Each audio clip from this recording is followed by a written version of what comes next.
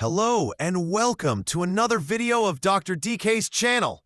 In this video, we are going to learn the concept of triangle of auscultation. So what is the triangle of auscultation? It is a small triangular area present on posterior aspect of thorax that is in the back region. Triangle means it has three boundaries. First one is medial boundary, which is formed by lateral border of trapezius. Lateral boundary formed by medial border of scapula, and inferior boundary is formed by upper border of latissimus dorsi.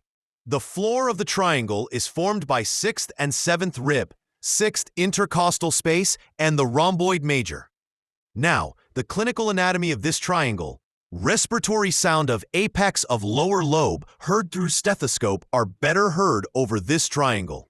Second one is on the left side. The cardiac orifice of the stomach lies deep to the triangle.